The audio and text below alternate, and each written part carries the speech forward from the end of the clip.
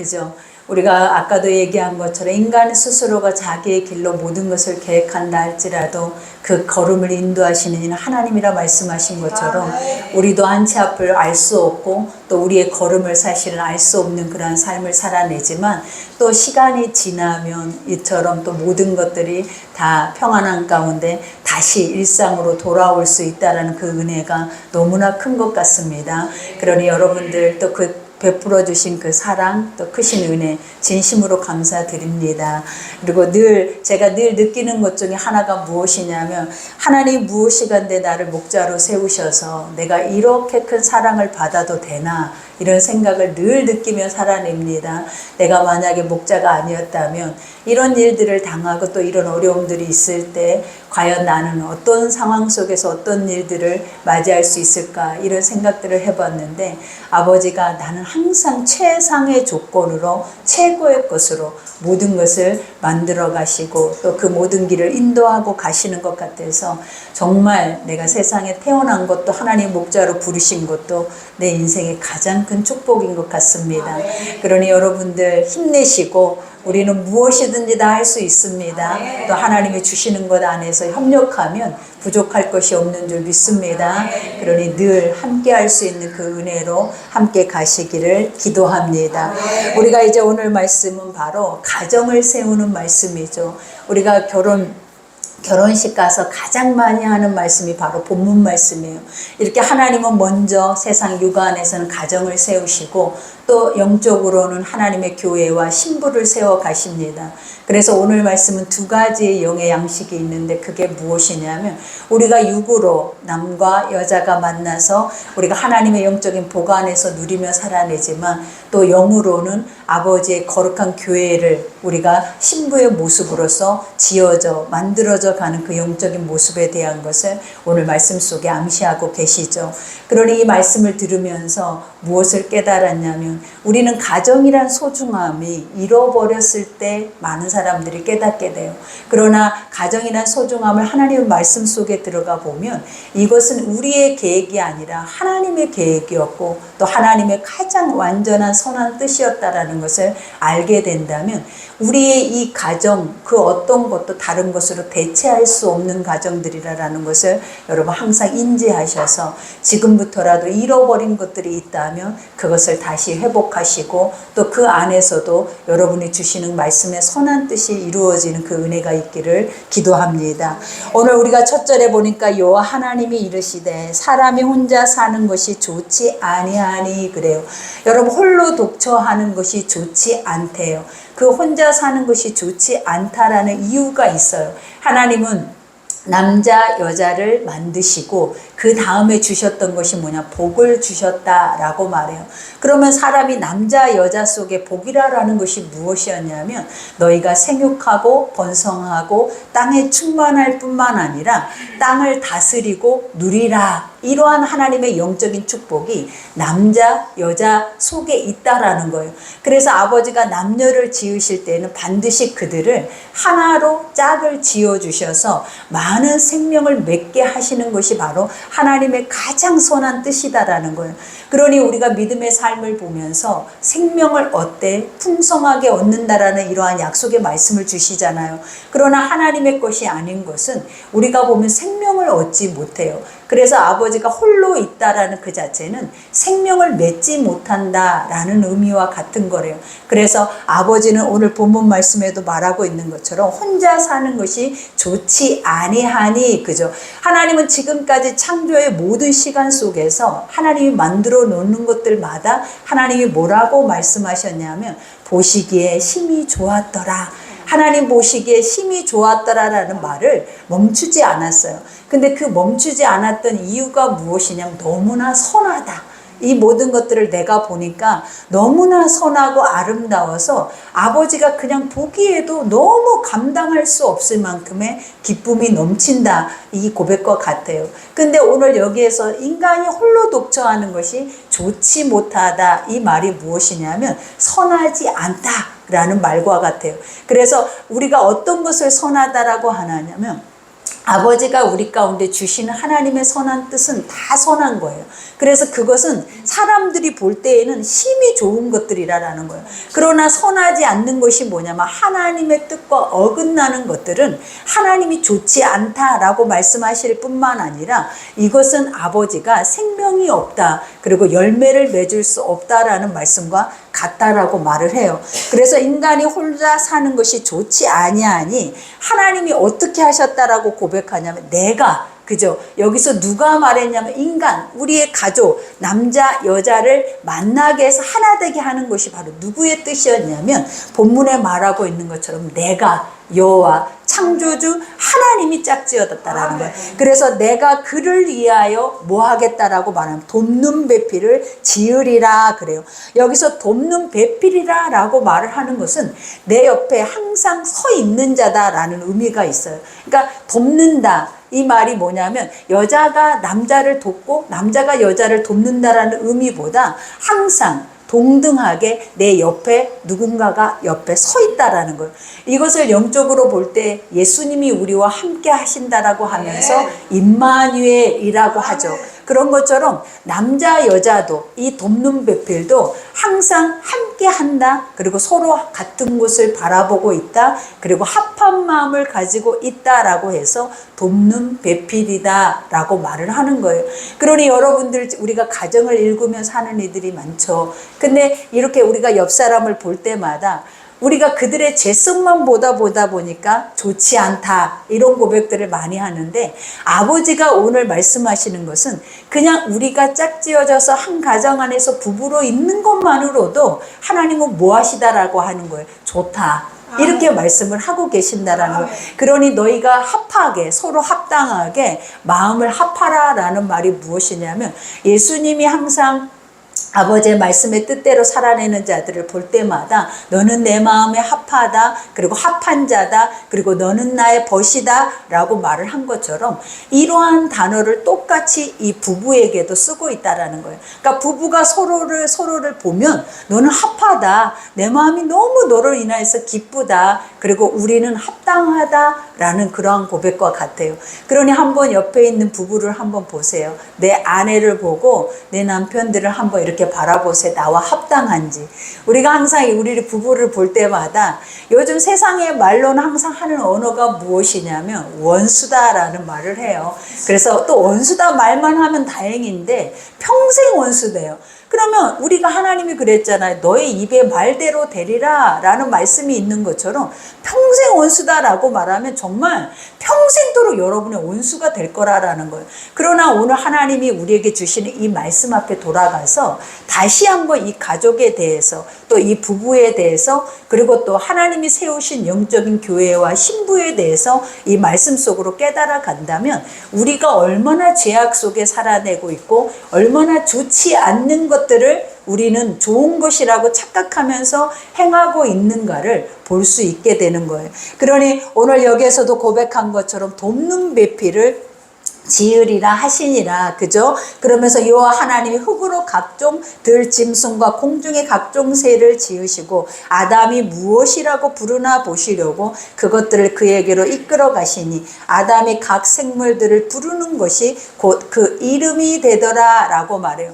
여기에서 하나님은 아담에게 무엇을 주냐면 특권을 부여하시죠. 그러니까 하나님이 인간을 만물의 영장으로 지으셨어요. 그리고 그 만물의 영장이다라는 것이 뭐냐면 세상에 있는 모든 피조의 세계의 것들을 너는 다스릴 수 있다라는 거예요. 통치할 수 있다라는 거예요. 그리고 더 중요한 거는 누릴 수 있는, 그것으로 인해서 누릴 수 있는 축복권도 너에게 있다라고 말을 하는 거예요.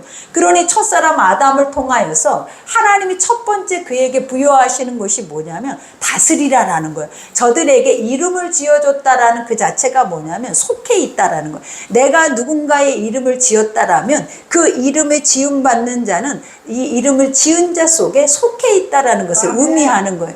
그러니 우리 속에 무엇이 속해 있다라고 하나님은 영적으로 말하냐면 세상의 모든 만물이 속해 있대요.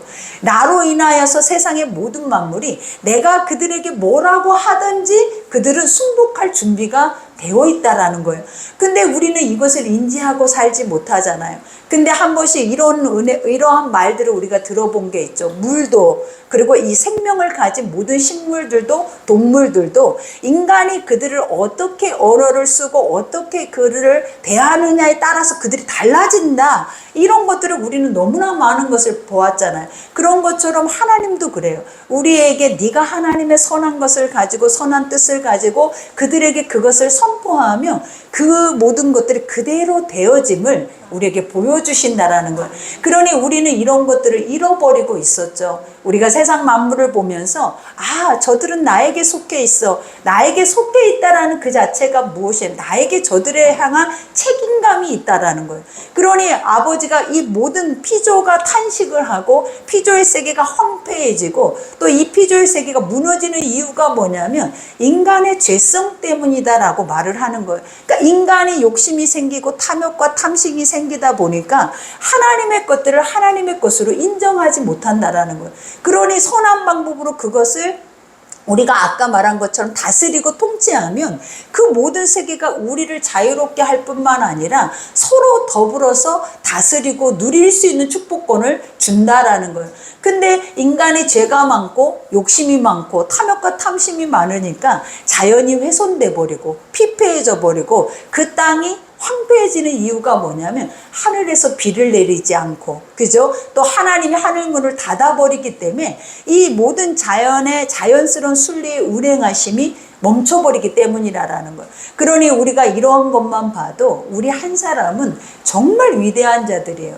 그리고 하나님이 우리 한 사람 한 사람을 하나님이 지은 목적과 지은 선한 뜻 앞에 세운다면 우리는 엄청난 능력을 가진 존재들이라는 것을 인정하셔야 된다라는 거예요.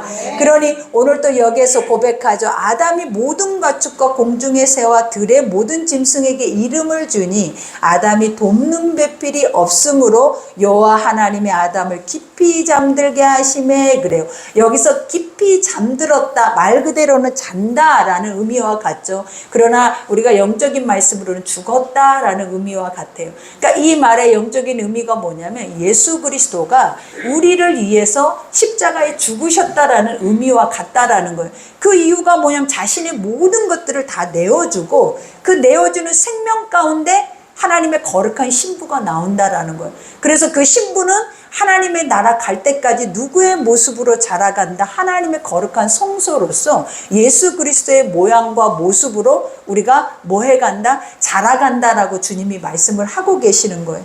그러니 여기에서도 고백하고 있는 것처럼 아담을 깊이 잠들게 하심에 그가 잠들매 그가 갈빗대 하나를 취하고 살로 대신 채우심에, 그래요. 여기서 갈빗대라고 말을 하는 것은 뭐냐? 옆구리래, 옆구리.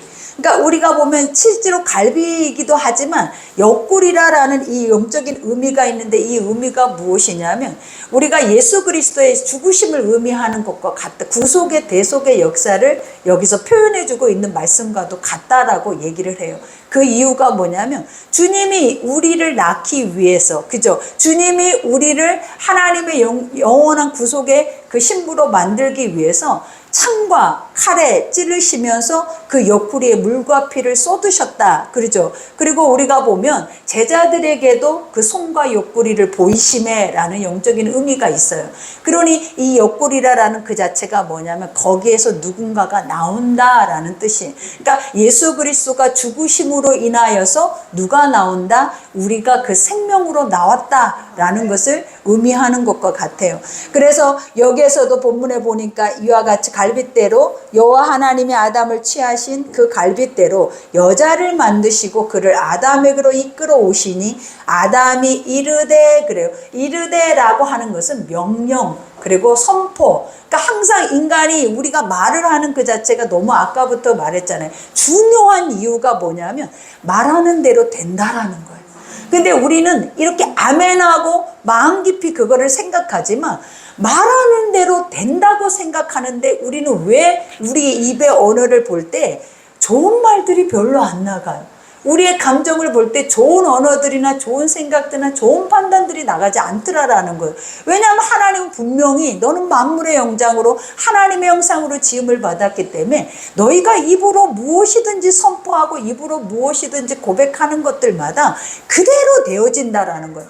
그러니 오늘 또 아담도 동물의 이름을 지어질 때 그것이 그들의 이름이 되어진 것처럼 오늘 이와 같이 여자를 데리고 왔을 때도 아담이 그를 뭐라고 얘기를 하는 거예요. 여기서 오늘 본문에 말하기를 이르되 내 뼈 중에 뼈요 살 중에 살이라. 이 말은 뭐냐? 한 몸이다 라는 것과 같아요.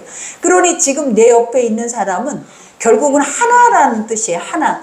그러니까 우리가 세상에서는 말하잖아요. 부부는 남이야 라고 말해요. 뭐 님에서 점 하나만 찍으면 남이 된다 이렇게 우리가 고백하는 게 어떻게 그렇게 그런 언어들도 맞아 떨어지는지 모르겠어요.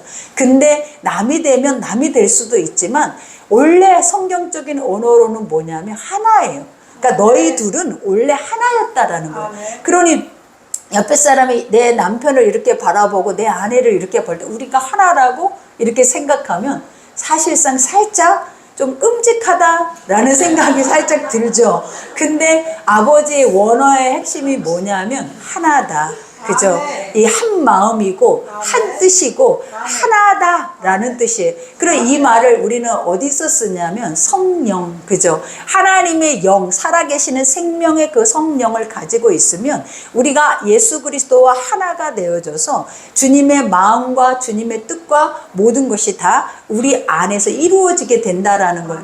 그러니 부부도 마찬가지다라는 거예요. 한 마음 한 뜻이 되기는 너무나 어렵지만 원래 하나님이 지으신 그 목적과 지으신 그 부부는 원래 같아야 된대.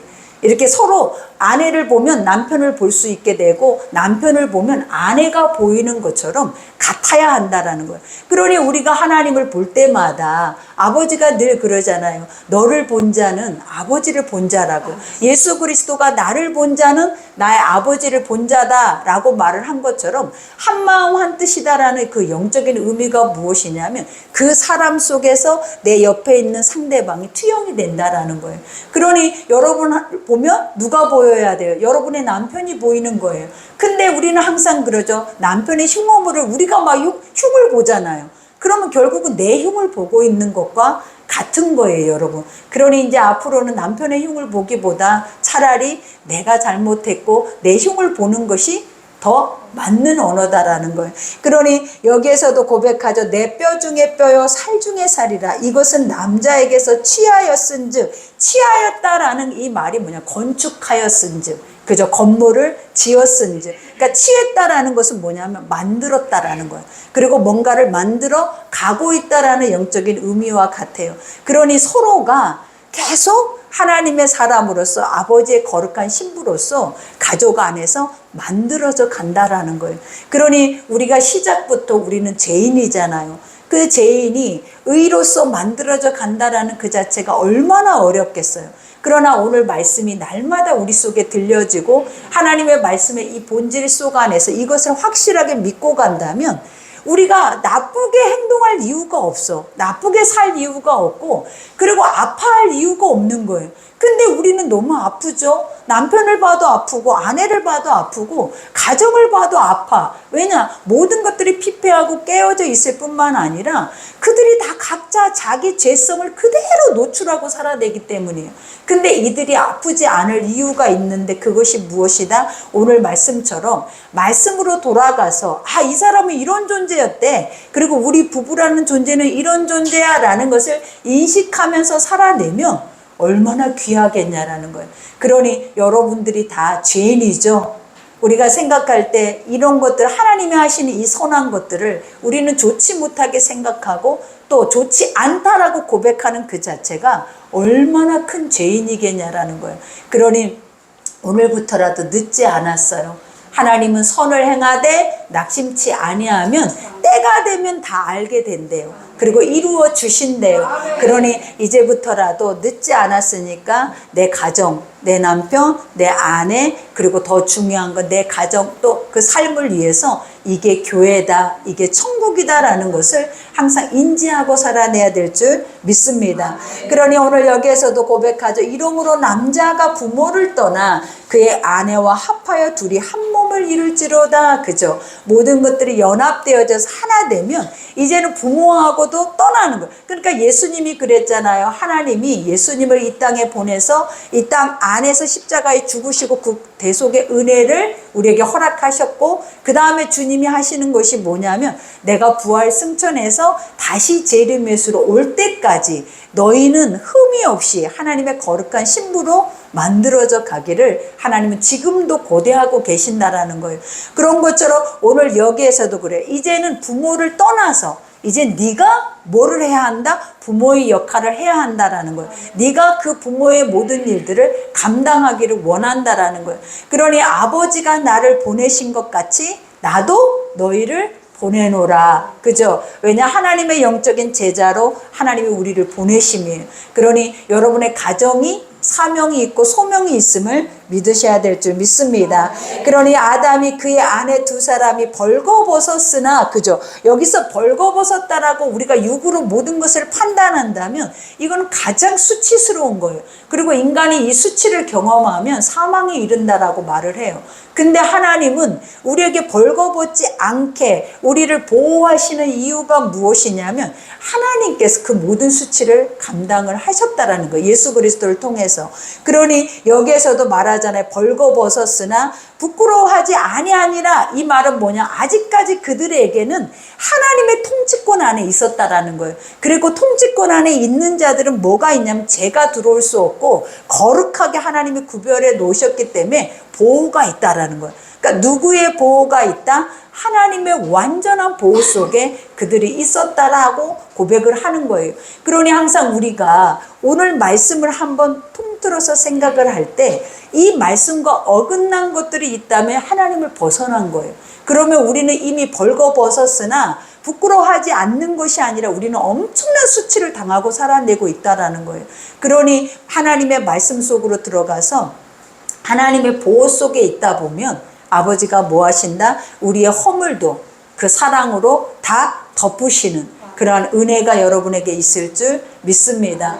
그러니 오늘 말씀 우리가 생각하면서 다시 한번 우리가 묵상할 때 우리가 깨달아야 하는 것들이 무엇이냐면 아버지, 우리에게 수치가 있고 두려움이 있고 또 죄에 대한 이러한 것들이 있을 수밖에 없는 이유가 뭐냐면 여러분들이 하나님의 울타리 밖에 있기 때문이에요.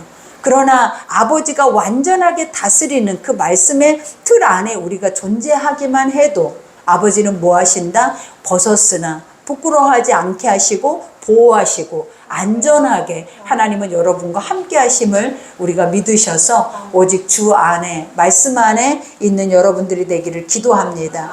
우리 오늘 말씀 생각하면서 우리 기도합시다.